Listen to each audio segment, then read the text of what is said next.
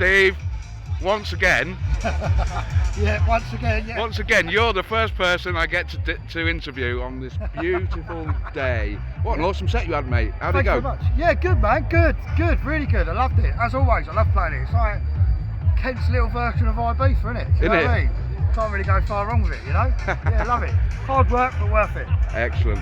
So, look, I interviewed you, what, 6 months, maybe 8 months ago or something? 8 months ago, wasn't it? What have you been doing since that? You done anything massive? We're currently in the process of opening a new venue in Margate. Right. Which is going to be dedicated to music and putting on events and stuff like that. I'll be back in the studio doing a bit of production. And then just DJing, basically, yeah. Going all over the place with the old Source of Sounds crew and that, doing parties here, there and everywhere. Got a few more in the pipeline. Just done a deal to take over Manston Airport for the next 3 years. Yeah. So yeah, all good, all good. That's quite exciting then, that Manston Airport gig, isn't it? Love on the runway. Yeah. I've got well, not me, I work for Codesouth Radio.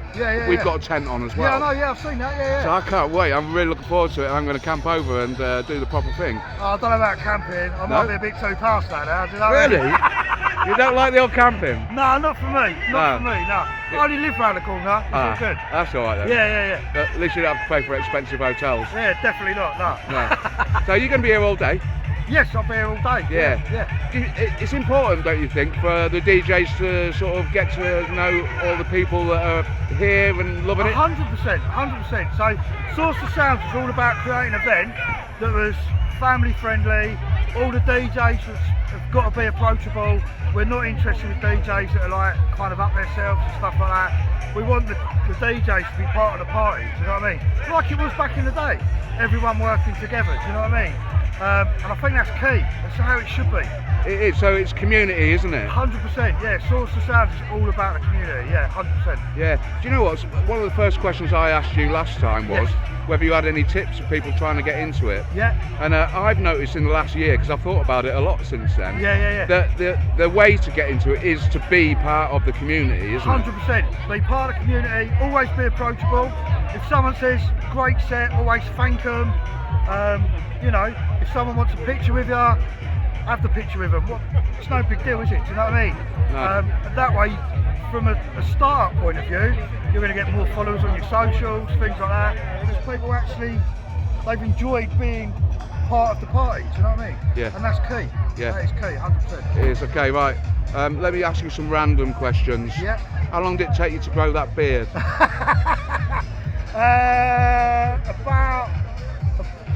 I've had a beard now for 9 years. 9 years? Yeah, I had it trimmed especially for today. So it was getting a little bit Uncle Albert-ish. Oh, yeah.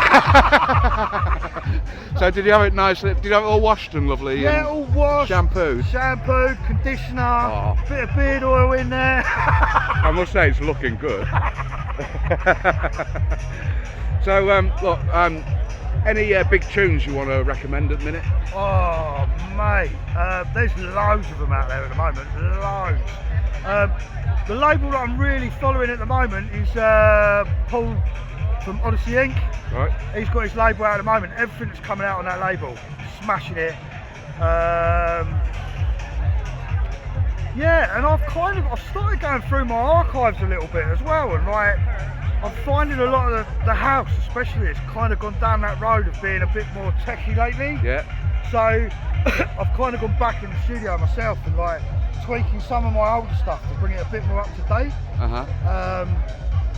And also it's exclusive to my set then, isn't it? Do you know what I mean? Isn't it just? Yeah, but yeah. So I've heard that Afro House is doing really well over in Europe at the moment, and that's coming back in a big way. A little bit more than sort of progressive. What do you think about that?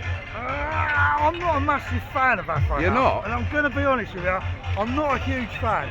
I've been to a few Afro House parties. I've played at one, but obviously not as an Afro House DJ. Yeah, and for me, if I'm honest, it's not my vibe. It's not your vibe? I've got mates that are into it and they're like, oh, this is amazing, this is going to be the next best thing. But for me, I can't get it. Maybe I'm just too old, I'm not down with the kids. Oh, it might be, I don't know.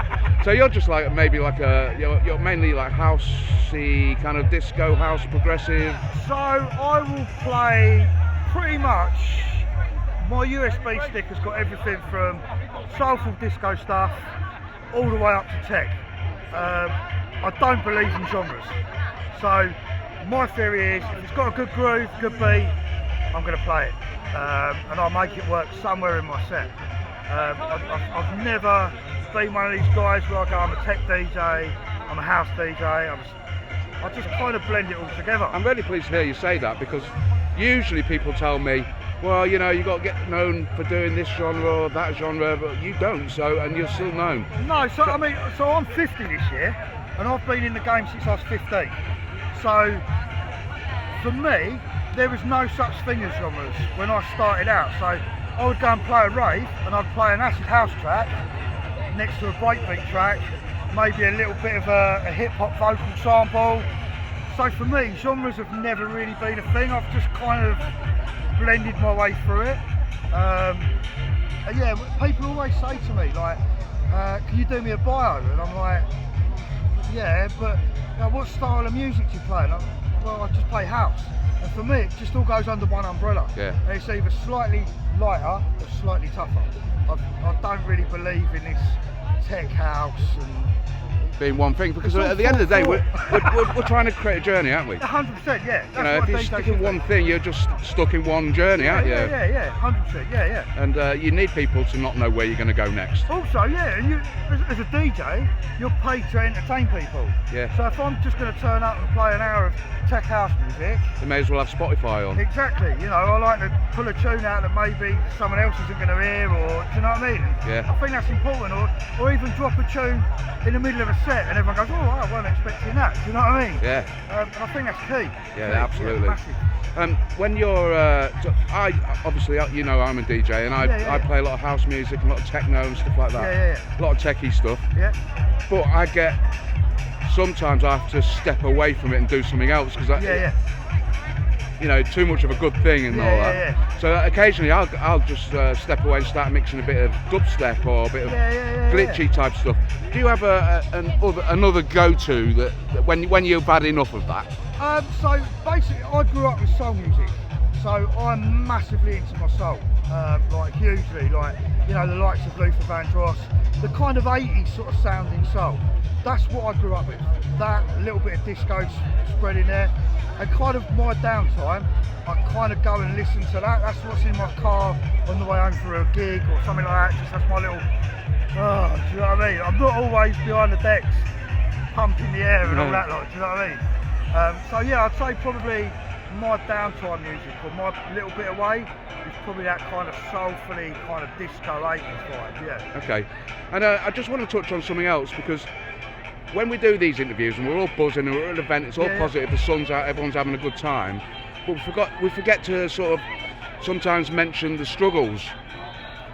Yeah. You know, is there a point within your career that you can think of that it was like just a major struggle, or maybe you decided that, oh, I can't do this anymore? Or what was there any negatives? Yeah, massively. I mean, about 10 years ago, because of my involvement in this scene, constantly partying, constantly DJing, you know, I was going out on a Thursday night gigging, coming home at like 6 in the morning, family life, going out Saturday gigging, Friday gigging. It all got too much, and I'm going to be brutally honest, I ended up having a nervous breakdown. Right. And my whole world crashed around me, and I just stopped everything.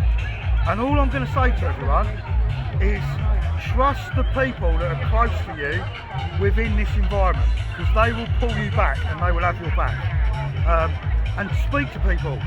There's nothing to be ashamed of, and it is hard work. You will make more enemies in this industry than you will make friends. And you've just got to remember, don't try not to dwell on it. I know it's hard, you know, I've had people tell me that I'm rubbish at this, or I can't. Now I don't care, where before I used to take it all to a little bit to heart. Now, after talking to people within the industry, outside of the industry, even professional help, my wife, she's my rock, do you know what I mean? She is absolutely my rock. And that is key, just have a really tight-knit community around you, that when it gets too dark, too heavy, that you can go and see and go, look, this is too much. And they will give you the kick up the backside you need. They'll be the ones that bring you back out of it again. 100%. I mean, at the end of the day, right, as a DJ, what you're doing is you're promoting having a good time to everybody. Yeah. And what people don't realise is that when that party's finished and you go home, and you have to come down off that, all that adrenaline, that excitement, everything, that you're going to hit a low, and people 100%. tend to not think about that, do they? They take all the buzz off you. 100%, yeah. And it's like the old film The Green Mile. Have you seen that? You know, where he takes all the crap off everybody to make them feel better, but he ends up, you know, polluted himself. Yeah, 100%. I mean, I would say, because of where I started all them years ago, obviously a lot of the early parties I did was very alcohol, drug fueled. I'm not proud of it, but I did it, yeah? Now, everything I do is sober. I might have the odd vodka or whatever, but generally I've taken a more professional approach to my DJing. And obviously people are paying me to do what I do, so I have to not only entertain the customers at the party, I am there to entertain the venue owner, the promoter. I've got to earn my money at the end of the day, and if they see me leaving off your tree, they're going to think, well, this is a bit of a Mickey take, do you know what I mean? Yeah, absolutely. But you're absolutely right. You are literally up there, like today, there's guys up there now, they're going to be playing to 4,000 or 5,000 people today, and it is a massive buzz, and I would say it's a bigger buzz than any drug you can do. And unfortunately, the downside of it is when the party's over, all these so-called people that are walking around shaking your hands going, oh, what a wonderful set, they're not there to pick up the pieces. And you do go on a big downer.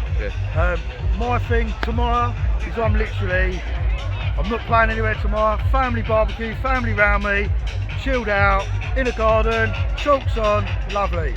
All about family. 100%. Excellent, mate. Do you know what? Thanks for being so honest. Oh, a lot of people aren't. It's a big deal, and there's a lot of people struggling.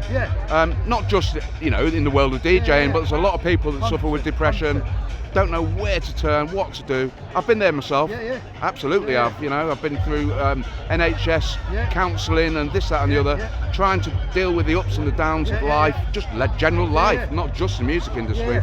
So I applaud you for owning up to that one. Absolutely, and also if anyone does want to talk to me in the industry, just hook me up on Facebook, drop me a message, I'm there for anyone, so just shout me, honestly. Ladies and gentlemen, this is DJ Steve Zest, an absolute legend and a star.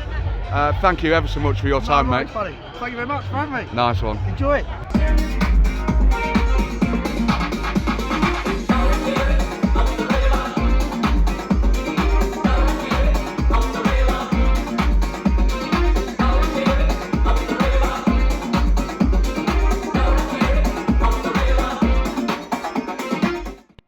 Ladies and gentlemen, I am so chuffed to have DJ Odyssey Inc here with me. Hey! So, sir, you just come off the stage, On The Leas 2. How was that? Fantastic, lovely. Look at the people here, brilliant. Look at the sunshine today. We've got a great crowd. I was on at the 2 o'clock set and I thought, oh, you know, it's going to be quite early, but, however, brilliant, absolutely brilliant. Loved it, great energy. Look at the view as well. I mean, you don't really DJ looking at the view like that very often, you know, so fantastic. It's nice, isn't it, with the sea? You could be somewhere abroad quite easily. You could, yeah, easily, yeah. Especially today, I don't know what it is, 29 degrees? No, I think it's hotter than that. In the car it was 31 on the way, so like it's really hot today, yeah, but great day, great day. What's it like up on the bandstand? Have you got a bit of a breeze up there? A little bit of a breeze, yeah, a little bit of a breeze. It's slightly, it's covered as well, which is great, so that's good, you get that breeze coming through. But I mean, it's, you know, we're in it. Listen, we can't complain about the British weather, right? So it is what it is, you know, like just get it and absorb it and go for it. Absolutely. So tell me a little bit more about yourself, because you've done a lot of things over the years, and you split up to become your own DJ from your partner. Yeah. So tell me what happened before that. You know, how did it all start for you? I've been about for a long time. I've been about since around about, I would say, 93, when I started various names, various radio stations over the years. Been all the London pirates, really, to be fair, over the years. In recent years, Centre Force, I do Centre Force Radio, so I do Friday nights on Centre Force Radio, 6 till 9 on a Friday. Been there since pretty much the beginning of when Centre Force came back. and I love it, obviously, brilliant. These days I go under the name of Odyssey Inc. I run record labels with Wayne Soul Avengers. I've got 12 Garçon Records. I'm the A&R for all the Centerfolds record stuff as well. So yeah, there's lots going on at the moment. Bookings have gone absolutely wild, which you can't complain, brilliant. And just recently come back from RB for last weekend, which was fantastic. And yeah, just touring now, yeah, doing loads of stuff under Odyssey Inc. So if you're record shopping, make sure you check that out, Odyssey Inc, and have a look for that. So that's the label, isn't it? Is it Odyssey Inc? Odyssey Inc Odyssey Inc is the DJ name, and artist name. So DJ and artist name. The label is 12 Garçon. That I run alongside Wayne, which is Wayne's from Soul Avengers. So we run that label together. But some fantastic artists on there. You know, we've just picked up 2 from Kid Massive, people like that. Really funky, really new disco-y, and just really good house music as well on there. You know, so yeah, fantastic at the moment, really good. So okay, as we're talking about that, then, who are the big up-and-comings from your label? Well, there's not. We haven't really got any youngsters on there, really. Not that I can think of, anyway. But we've got some solid artists on there. You know, people like Keith Mack, you know, from Keith Mack Project back in the day and stuff like that. He's done loads on the label with us. Like I say, Kid Massive, which was brilliant. He come in the other week.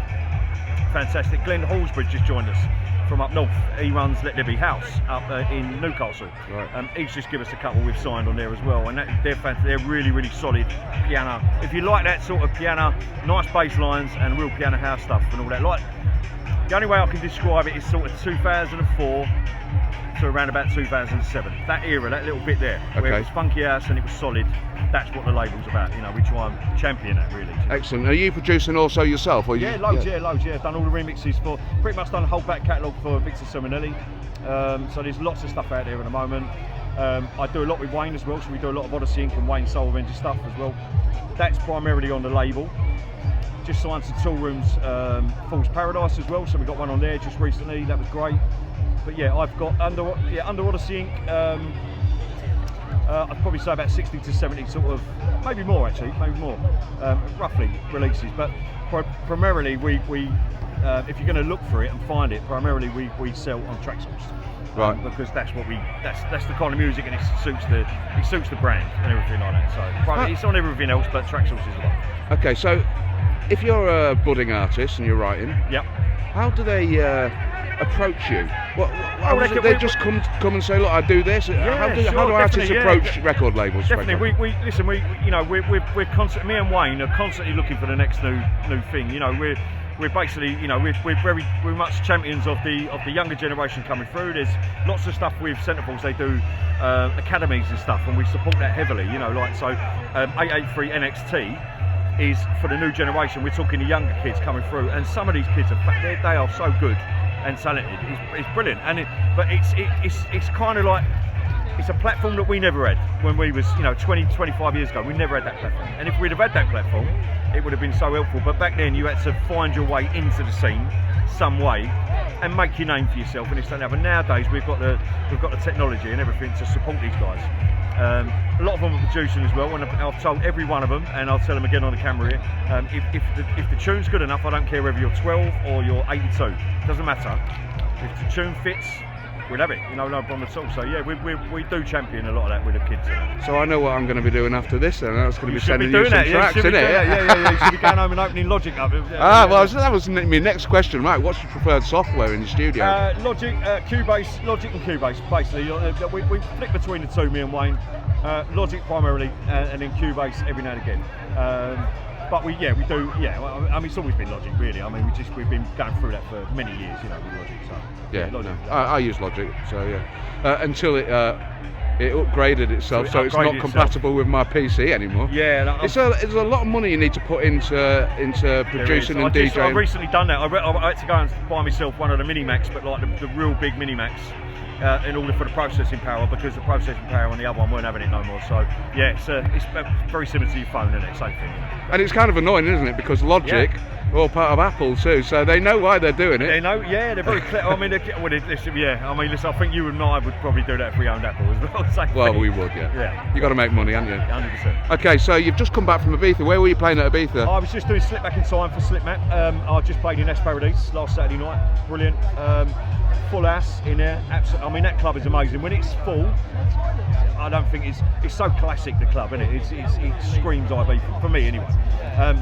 It's a very lonely club if there's no one in there, but I mean, every time I do it for Slipmat, it's a full house in there. And he had the likes of sort of Brandon Block, there's myself, who else was on the lineup? Mr. and Mrs. My House, Slipmat was on it as well, and Rat Pack as well. So it was a great lineup. I thought the music flowed all the way through the night. I know it was good because I walked out at 6:05 in the morning, so it must have been good. You know what I mean? Sort of thing, yeah, it must have been good. So is there, in Ibiza right now, is there a particular sound that is just like smashing over everything else? I think so. I think the younger generations are coming through with the tech house stuff. But I generally believe that the funky house stuff don't really leave anyone. It sort of stays with you, you know. Yeah. And a few times, like recently, I've just done Fool's Paradise at Fabric, not in Ibiza, but obviously Fabric in London. And it was like a breath of fresh air, you know. Like, so it was Mark Knight's new venture. He's been running that label for maybe 2 years or so, but now he's sort of going into the clubbing market with it and taking Fool's Paradise. And you had sort of Grant Nelson's, your Todd Terry's, me, Wayne, Paul Gardner, loads of people. It was just so many great artists in it. And I remember just walking around the rooms was like, it transported me back 20 years. It was so good in there, the music. And the next one, I won't give it away because they haven't sold the tickets yet, but the next one's coming later in the year, and it's going to be pretty good. It was honestly so good to see. All 3 rooms, very similar music, great DJs all the way through it. I think you get better than that, yeah. Yeah, what more do you want, really? What more do you want, yeah, great. Yeah, excellent. So, what's next for you then? You've got any plans? Or? Next is tomorrow. I'm off to Runaway Festival in Chelmsford Racecourse, which is a fantastic venue. I'm going to be playing on the centrefold stage in Chelmsford. Then we've got there's a Malta coming up. I've got a couple of Tenerifes, another Ibiza coming up in July as well. Corfu with Houseworks, which is fantastic. Done that last year, brilliant. And then all the centrefold stuff in between that as well. There's so many big plans. Again, don't want to let the cat out of the bag too early because I'll probably end up on a graveyard shift if I did that on camera. But there's some really big parties coming, really big parties. But tomorrow we focus on the next one, which is Runaway. So. Runaway, okay. So just what have you got to say about? Let's bring it back to this festival. Yeah. So the audience here is pretty much an older audience, isn't it? It's an older. I think it's a mix. I think it's a bit mixed. I think you've probably got 60% older, 40% youngsters. There's quite a few youngsters here. It's great to see the youngsters enjoying the old music as well. They really do. But what I do like about it, it's not pretentious. There's no one in here thinking I'm better than the next man or anything like that. Everyone's just here for a good time. And Sun, I mean, it's a great location. It is. Spencer told me about this last year, and I wanted to do this last year, but the dates didn't mix up, but dates didn't work. But looking over to the sea and everyone, I mean, this is going to be going for many years to come, hopefully. But yeah, brilliant. I love it. Yeah, great. Well, I'm going to let you get on with your day. I just want to thank you so much. Cheers, mate. Perfect. Yeah, nice brilliant. one.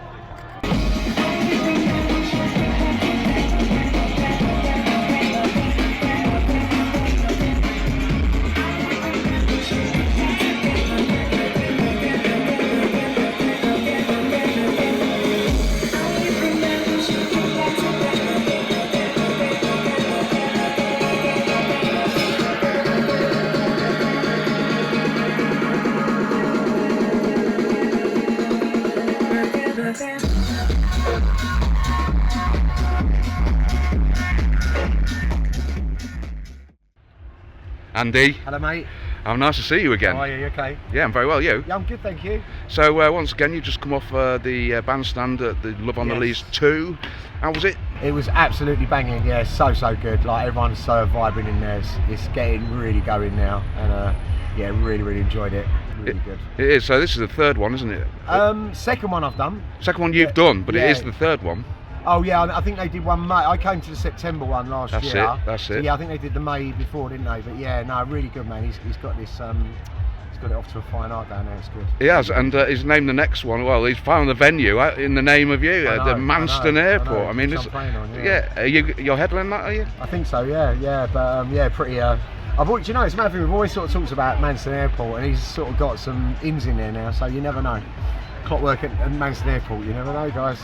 That's it, okay. Yeah. So, what have you been doing for the last 8 months? Been over in Ibiza? Yeah, just been really DJing, touring, sorting like, you know, Clockwork parties out. Where we've been, like Thailand, yeah, just around the world really. Just got back from Cayman Islands. Getting ready for Ibiza now, it's only 8 weeks away. Is it 8 weeks? Yeah, oh, what a shame. I know, terrible. I've got to go, I've got a few places to go before that, so it's summer now, so it's good, I'm allowed. I'll go Ibiza next week actually. Oh, it's lovely. I was just having a chat about what it's like out there. Is the vibe changing out there with the music at all?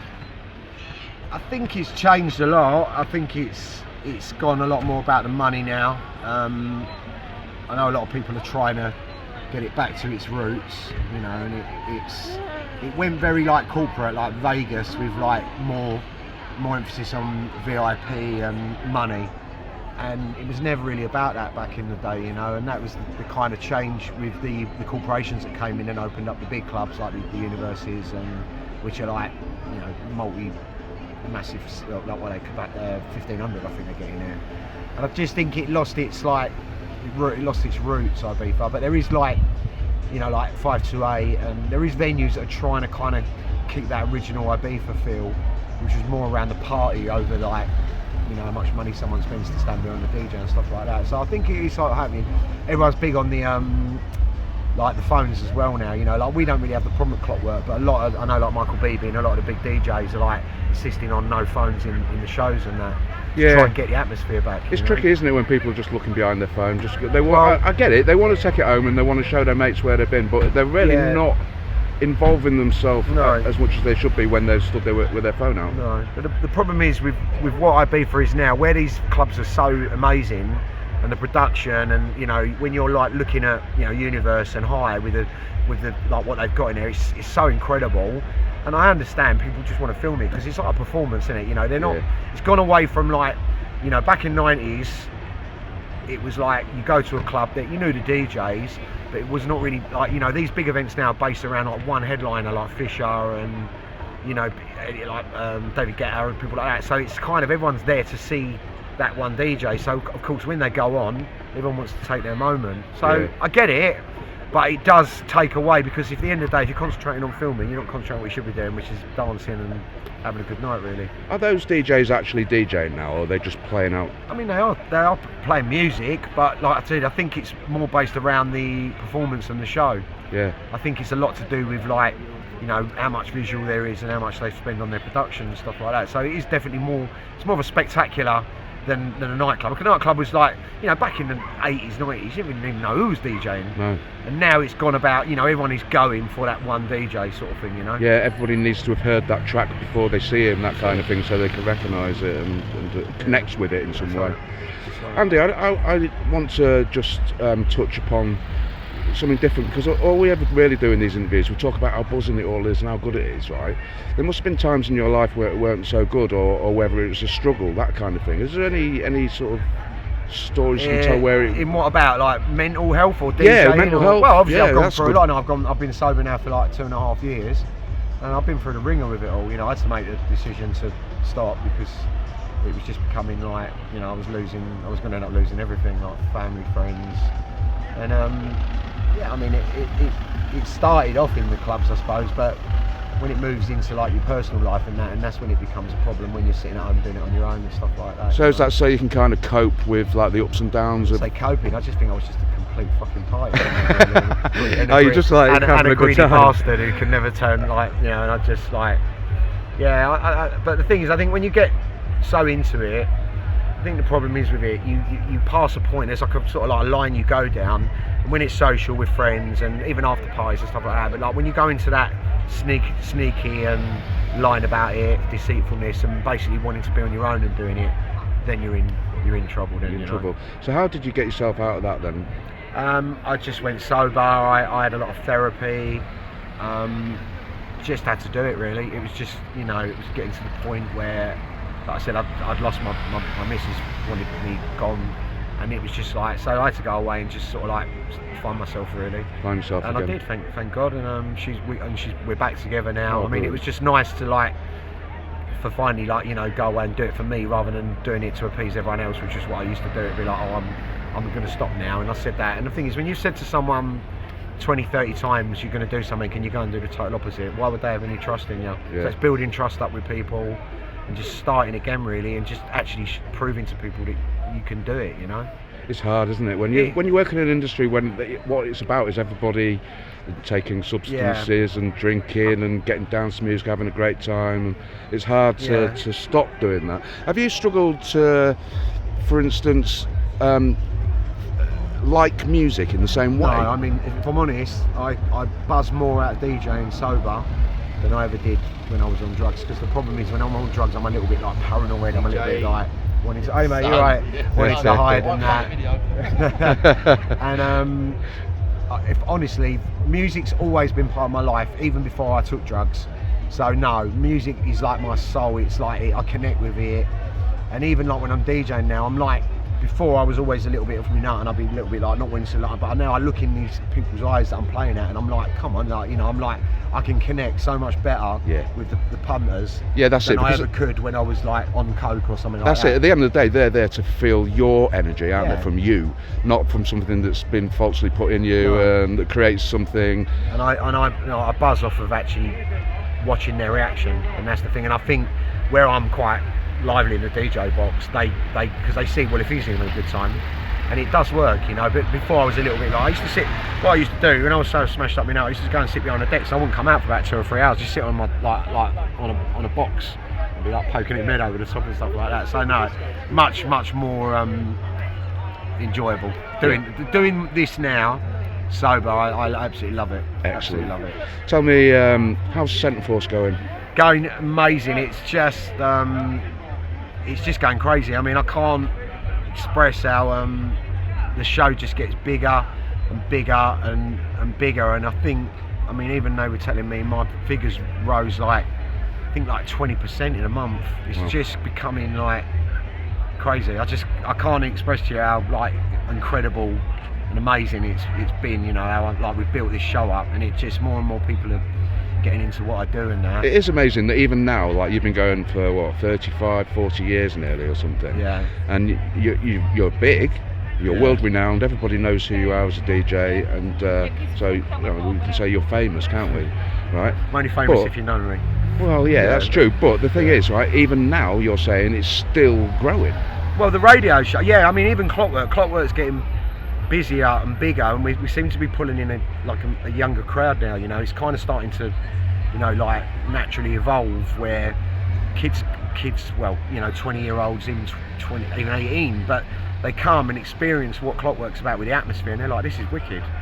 And that's the thing, you know. And with the radio, it's just you know, I started that radio, and when I first did what I did, people weren't really getting it. They're like, what's this shit? Do you know what I mean? Like, a lot of the regulars were like, oh, because, like, you know, it's an old school bass, more like club classics and stuff like that. I've come on there just banging all this like dirty techie house out, and the show has just sort of grown organically. More people listen, and it's got a fan base now, and it's just incredible. You know, like the amount of, from when I started that show, like, you know, the messages that come in every show, it's mental. I can't even read them out now. It's crazy. It's just so popular. It's good, isn't it, to get a bit of positive feedback? Oh, you know what? I love it, and I'd like, you know, it literally is my drug. You know, that radio show on a Friday, I'm like, you know, I come down to London from Birmingham to do it every week, and it's kind of my ritual. You know, I come down, I do my show, and he's like, it's a big part of what I do. You know. So you live up in Birmingham then? Yeah, well, Warwickshire. Just out of town a bit. Okay, yeah. So is there obviously we always talk about the north-south divide. Is there a north-south divide when it comes to the music scene? Not really. I mean, to be fair, there's events that are kind of doing the same thing that we do in London. I think it's the same all around the country. You've got like your old school nights. You've got, you know, there's different things. Like some of the gigs I play at Birmingham are just fucking brilliant. You know, it's just I mean, it's different. I mean, I think it's hard for me to tell because Clockwork, all our parties go off, so it's not like, oh, London's not great, because London for us is incredible. But like, I must admit, like, you know, we did a show in Manchester last December. It was like one of the best clockworks I've ever. It was mental, and I'd done a couple of parties in Birmingham. Phil Gifford, who's my mate, does Wobble, which is an old night from back in the day. It's just absolutely fucking crazy, and I'm like, wow, you know. But like I said, it's difficult because most of the parties I play are really good. You know, clockworks are just incredibly good. Yeah. So it's hard for me to gauge, but they are up for it, definitely up north. Good. So we can safely say there's still a national dance movement I don't think going it's on. going anywhere, and I think, you know, what I'm noticing as well, like where I'm sort of producing and stuff like that, a lot of the young producers that are coming through now are playing like, you know, there's a couple of guys I've seen that have been playing one of my old tracks, which is Perpetual Motion. Right, yeah. And Low Step has just done a mix, so it's coming out again in August. But they like, basically they're ripping off the old tunes, and they're kind of fast, they're speeding them up a bit, but they're really, all the young DJs are really into the old tunes, and they're really smashing them in their sets and that. So it ain't going nowhere, you know what I mean? No. And the new generation are playing what was being played 20, 30 years ago, then, you know, it's carrying on in it. Yeah, I mean, it just shows what good tracks they all were, and exactly. how the legacy continues, and the fact that they're now putting their own modern twist on top of it as well. It takes it to that next level, doesn't it? Definitely. Andy, thank you ever so much, problem, mate. You're an absolute star, Thank you. and it's my Thanks, pleasure. Thank you. Let's go!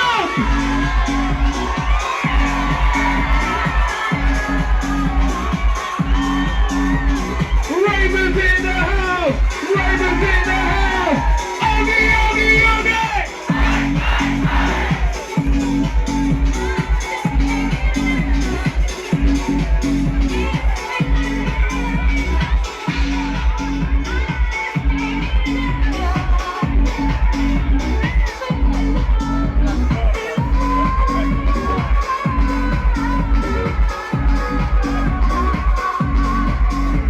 Hey, soul. Drop it! Hey! You know the words to this one, right? Everybody sing!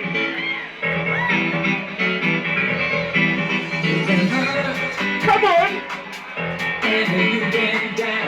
I love it, sister.